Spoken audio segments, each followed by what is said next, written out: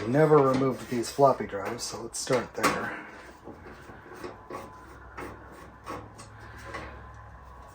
Okay, standard M3 there.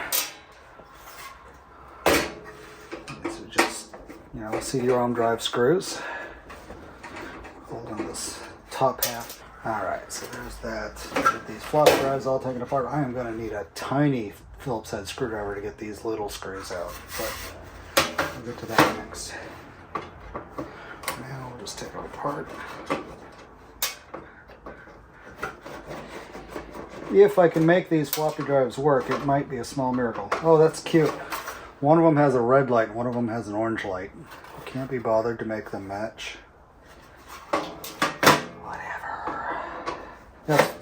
It's actually going to work out fine because one of these floppy drives is going to go in one case and one of them is going to go in the other case. And they'll also each get one Gotek. So one real, one I guess it's emulated floppy drive. One of the drives has just got brass standoffs, and brass is a lot more rust resistant. And one of the drives has steel standoffs with longer screws that just go straight through the standoff and into the drive. Yeah. Interesting. So, yeah, that one's pretty bad. It's directly above the bad battery. Like the battery literally exploded.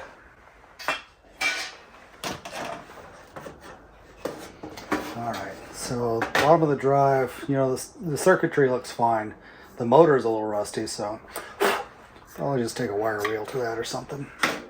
Same with this one. They're both the same drive. Sankyo SB20B. And on the back it says Shinon FB354. FB354. Oh, okay. This one says Rev B and this one says Rev A. Interesting. The one with the brass standoffs, I gotta get the standoffs out. Nope, not that size. Might be bigger than I have. Yep, bigger than I have. Well, I will just have to use pliers or something. This ought to work. Good old crescent wrench. It's handy being in the garage. All my tools are down here. All my big tools anyways. Check this out. I'm afraid of spiders. Big old spider web right here. There you go. Now you can see it. Oh yeah. There have been spiders, generations of spiders since this drive was last used. That spider web's actually hooked to the spinning part of the drive. Yeah. So that's been in there a while. How deep does the rust go? Hopefully not too deep. So these are some crazy tiny Phillips heads. This is a Phillips Zero. That's fine there. How about this one? Yeah, that's actually perfect for that one. Cool. Hopefully you can see what I'm doing. I don't have a cameraman. That's why you get to see my head so much in all the shots. Okay, there's that one. I'm just going to use the bottom of this case to store all my screws for now. Alright, there's that one. And then I've got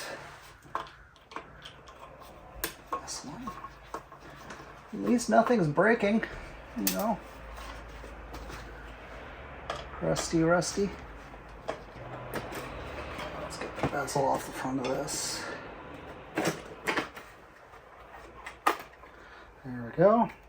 That's in good shape. And it does have a flappy door. The other one does not have its flappy door. So we can now see deep into the drive and we can see rust as far as the eye can see. I may be going really deep into this thing. We shall see. I think it's kind of a given actually. So I need to get this bottom plate out of here. Probably. I mean, it doesn't touch the drive, but it should be fixed. So there's one. Both sides of this. Just awful. Oh, and anything that's got a sticker on it, I kind of want to peel the sticker off and save that. So I might apply some heat and use a razor blade. I can always glue it back on later.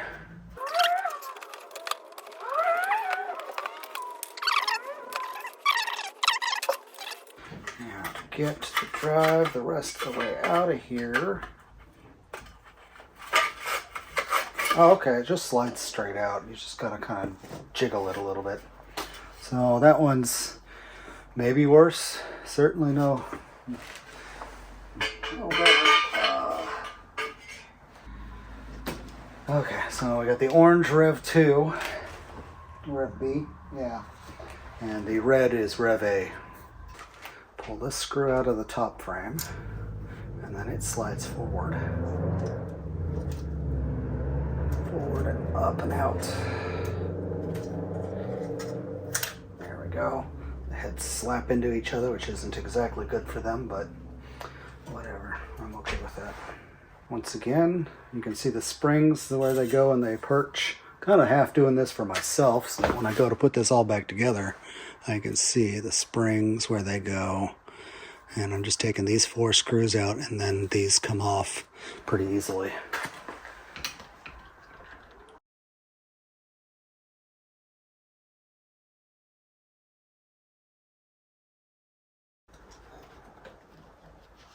All right.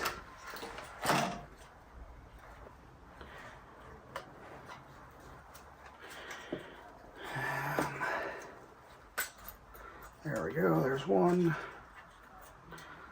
Oh, and I dropped its spring. Try to keep these springs with the right ends. I don't know that they're different, but all right. Yeah, this looks like it's the mechanism that accepts the drive, or the disk, and shuts the drive. Egads. Okay, and there's my rusty piece again. I'll bring this up close so it's not broken at all, which is amazing. Here we go. Let's push it. Hey, this one slid off a lot easier. Oh, it's broken. That's why it slid off easier. Well, most of it's still there. I can sure super glue that when I'm done. Okay, so yeah, terrible, terrible disaster. This one's a little bit worse on top, but like I said, this top board is the circuit board, so... Oh, and the circuit board does not look great. I'm going to have to check all these traces. Yeah. This circuit board's not as bad, but it's still got some freckles in the traces in one spot. This one's got a lot of freckles all over it. It's really bad through this area. This circuit board's great. Look at the rust, or the dust inside this drive. Yeah, here. We got... This thing's, you know,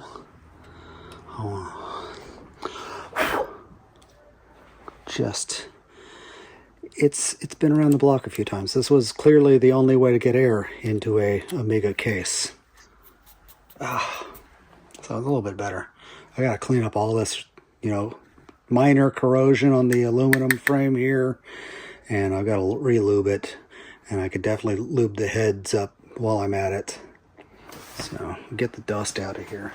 We're back in my garage. Yes, it's messy. I'm trying to reorganize right now. I gotta fit a car in here soon. I've got a project car coming. Anyways, that'll be on my other channel. Right now, we got the rust treated, and this is coated in penetrating oil to keep it from rusting again. I'm gonna leave that film on here, and I'm gonna try putting one of these floppy drives back together. I did primer one of these, and it looks a little bit better, but I'm worried about the thickness of the effectively paint. And that's just crappy primer. It's not the 2K primer that I'm using on everything else. So anyways, we've got some rust on here, and all I'm going to do is go over it. I'm not going to scrub this down with a steel wool like I'm doing everything else.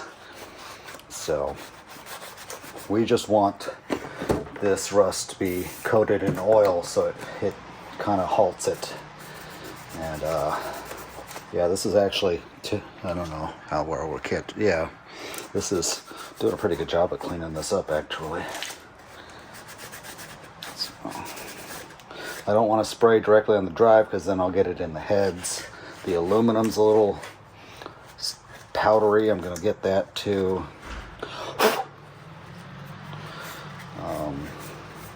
At some point I need to go in here with some lube and lube the rails.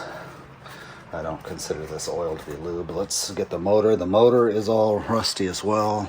I'm sorry if I keep pulling this off camera. I don't have a cameraman.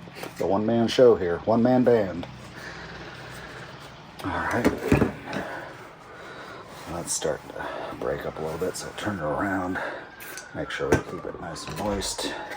Okay, and then the motor is pretty corroded too, so we're just gonna clean it up, get it to stop rusting.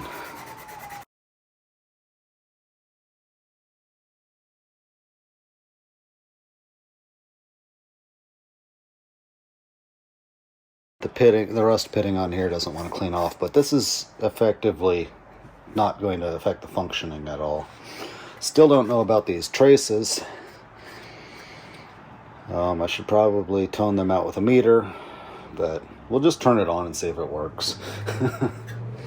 We can go from there. I'm only putting one drive back together, so if this one gives me issues, I can always try again. Or I can work on those traces on the other one before I take this one back apart. So, okay, the head seems to, oh, that's the wrong direction. Yeah, the head seems to move okay. Let me grab some grease and put it in there. I can't believe it, but I already forgot how to put it back together. Luckily, I have my Amiga 500's floppy drive, which I had taken apart previously to recap the circuit board on it, which I just finished. I had done it months ago and hadn't gotten around to it, so I'm having a bit of a, I don't know. I'm having a day. That's what I'm having. I can't think straight. I'm just jumping from task to task. Anyways, I'll just use this one for now. Okay, I'm going to take apart the A500 drive a little bit. Alright, so that's easy enough to put back. This is the part that I need to figure out. So we've got this. Okay, goes that side up, and it also needs one of these, and I got my oily rag so that I can wipe all these dusty particles. Oh, here's the piece that it needs. Alright, so I'm going to wipe this down. It'll both lubricate a little bit and it'll get all this corroded nastiness off of it. There's a small spring. Alright, so a small spring goes between this point, and I'm sorry if I'm not doing this on camera very well, but there we go. So, small spring in there. Let's wipe some oil on this spring. I should have done that before I put it in. Anyways, yeah, that spring had a little bit of corrosion on it. This is going to go down, and we're gonna, oops, stay like that. It's gonna go past the hook here. Oh, okay, so the tray below helps keep that in. So let's do that. I've definitely got to clean the heads in this before I try to use it, but there we go. That's about where that goes. Mechanism back together.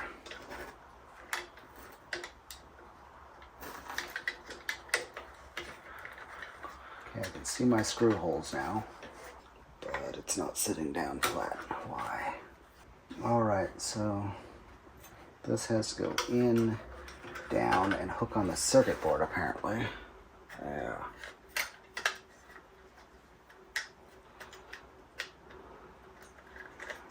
There we go. It's hooked on the circuit board. Now it's sitting flat. But my spring came off again. I could do this spring afterwards, but I need to get these two screws in. And the screw heads on the oil. Yeah, that cleaned them up nicely. Wouldn't be surprised if this one needs to be recapped as well, because as I understand it, these don't work properly if you don't recap them. And I need a spring between there and there. There we go. One spring installed. Not in the greatest of condition, but I've got a misshaped coil on it. Let's see. Yeah, sorry guys, I'm sure you can't see this for crap. And then this one also needs to be wiped down, so I'm going to wipe this. Alright. So this one sticks down like this. Now we got another spring. Oops. Yeah, let's not. Alright. This spring goes from there to there. Okay, that spring went on well.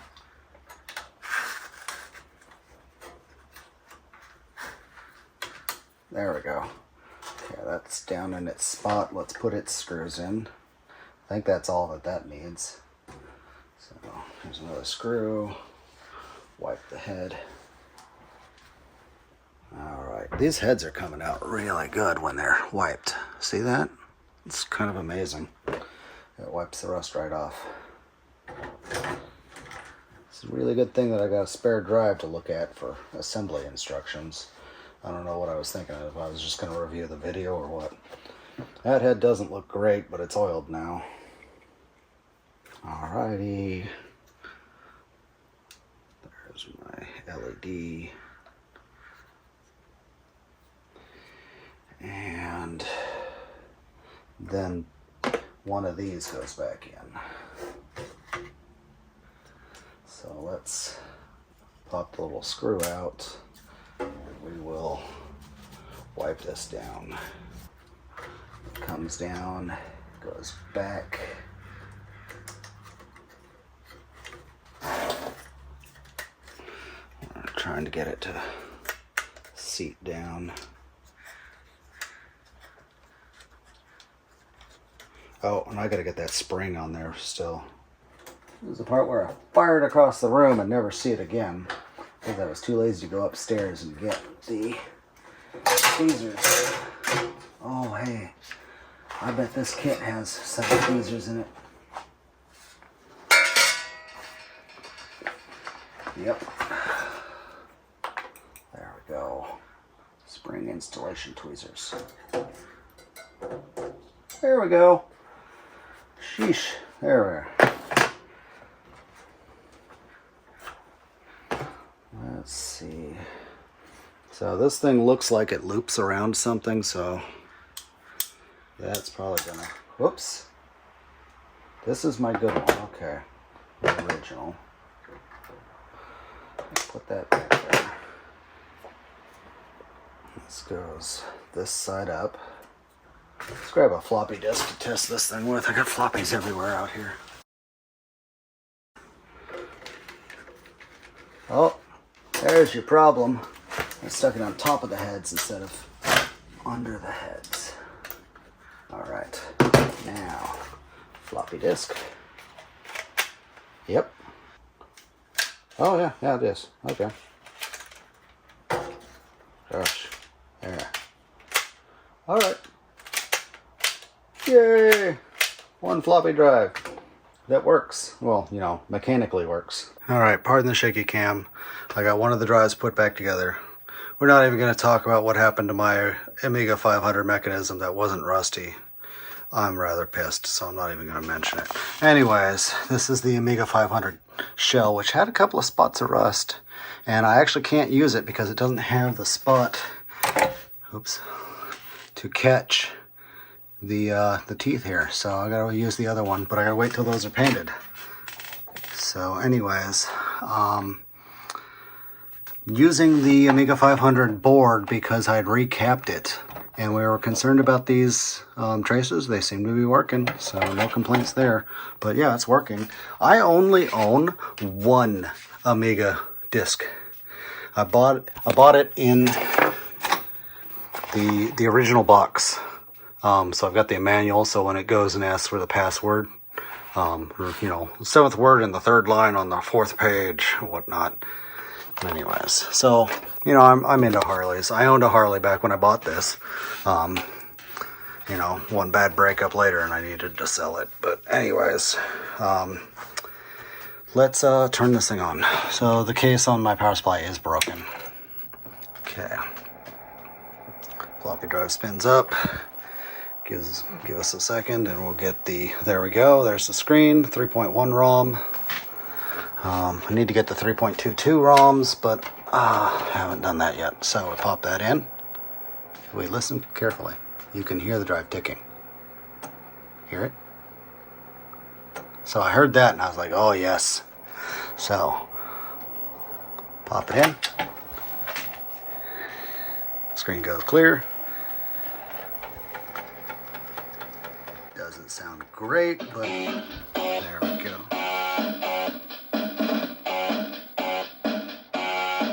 Got the Harley belly going on. All right.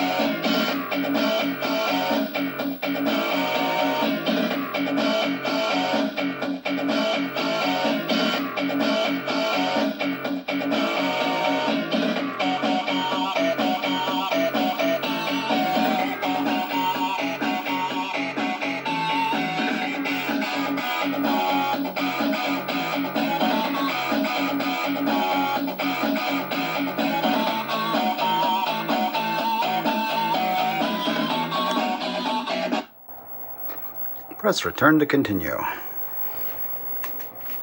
There we go. Page 4, line 3, type in word number 6. But yeah, so it works. I've never been able to play this game. I found a couple of images on it online that didn't work for me. So this is the 3.1 ROM we're booted off of, and it's playing this old game. So what was the year of this game? Copyright 1989. So yeah, that was a 1.3 era, maybe even 1.2. Probably 1.3. Yeah. So maybe they were up to 2.0 and that's why this game works. I don't know. Anyways, I'm happy. So now I gotta clean up the case, get it painted so we can move in. I am so excited to finally put this in a case and be able to use it like a computer.